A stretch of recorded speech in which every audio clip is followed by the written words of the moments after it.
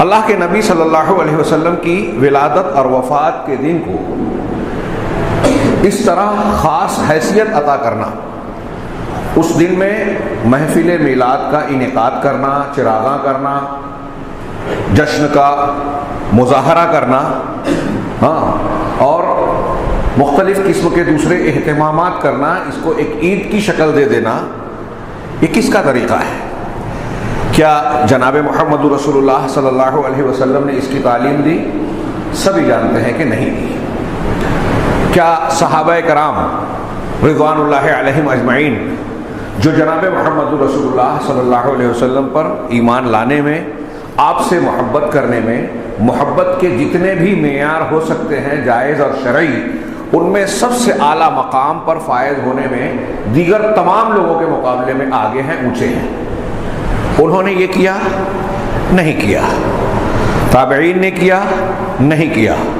تبع تابعین، محدثین یا ان ائمہ کرام جن کو امامان دین کہا جاتا ہے، ان میں سے کسی نے اس کو شرعی حیثیت دی یا مانا؟ نہیں دی۔ آپ کی اپنی زندگی میں نبوت ملنے کے بعد، چلیے پہلے نہ صحیح، نبوت ملنے کے بعد 23 سالہ زندگی آپ کی تھی، کتنی مرتبہ 12 ربیع الاول آیا یا ربیع الاول کا مہینہ آیا؟ آپ نے کبھی اس کی طرف اشارہ کیا؟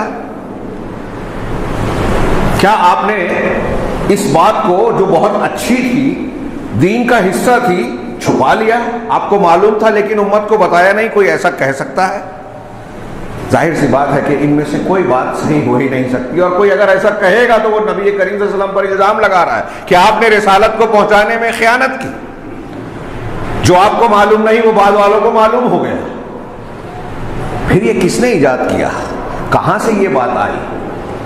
نہ اللہ کے رسول صلی اللہ علیہ وسلم نے بتایا، سکھایا، اشارہ کیا، نہ صحابہ کرام نے اس پر عمل کیا، نہ تابعین نے۔